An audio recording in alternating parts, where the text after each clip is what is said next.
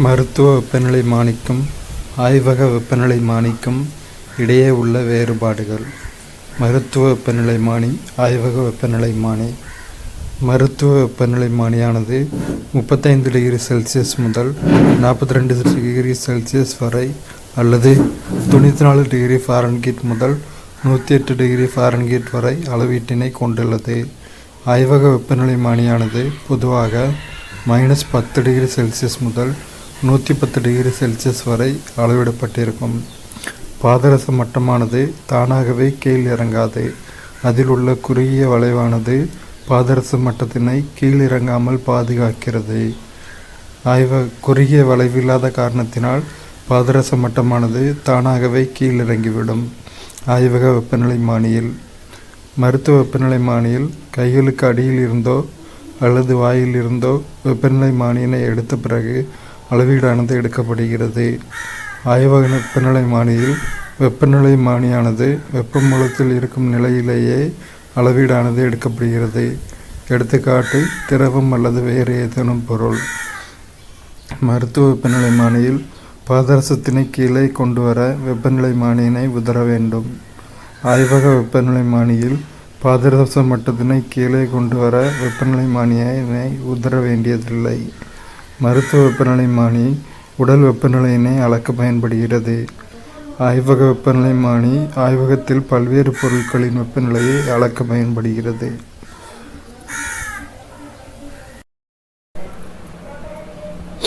மனிதர்கள் வெவ்வேறு உடல் வெப்பநிலையினை பெற்றுள்ள போதிலும் அவர்களின் சராசரி உடல் வெப்பநிலை 37 டிகிரி செல்சியஸ், அதாவது 98.6 டிகிரி ஃபாரன்ஹீட் ஆகும்.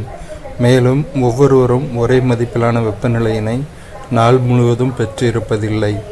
நாம் செய்யும் வேலைகளுக்கு ஏற்பவும் புறச்சூழலுக்கு ஏற்றாற்போலவும் நமது உடல் வெப்பநிலையானது நாள் முழுவதும் சிறிது உயர்வதும் தாழ்வதுமாக உள்ளது.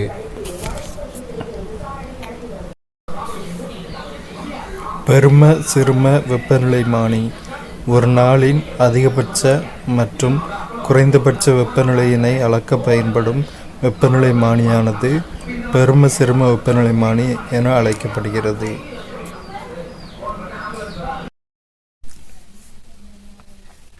ஃபாரன்ஹீட் அளவீட்டிற்கும் செல்சியஸ் அளவீட்டிற்கும் உள்ள தொடர்பும் கெல்வின் அளவீட்டிற்கும் செல்சியஸ் அளவீட்டிற்கும் உள்ள தொடர்பும் கீழே கொடுக்கப்பட்டுள்ளது. F-32/9 C/5, K 273.15 + C. 3 முதன்மையான வெப்பநிலை அளவீட்டு முறைகளில் சில பொருட்களின் வெப்பநிலைகள் கீழே கொடுக்கப்பட்டுள்ளன.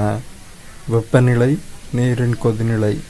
செல்சியஸ் அளவீடு degree Celsius 100 degree Celsius. Fahrenheit அளவீடு 212 டிகிரி ஃபாரன்ஹீட். கெல்வின் அளவீடு 373.15 கெல்வின். நீரின் உறைநிலை 0 டிகிரி செல்சியஸ். செல்சியஸ் அளவீட்டில். ஃபாரன்ஹீட் அளவீட்டில் 32 டிகிரி ஃபாரன்ஹீட். கெல்வின் அளவீட்டில் 273.15 கெல்வின். மனித உடலின் சராசரி வெப்பநிலை செல்சியஸ் அளவீட்டில் 37 டிகிரி செல்சியஸ்.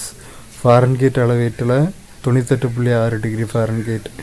கெல்வின் அளவீட்டில் 310.15 கெல்வின்.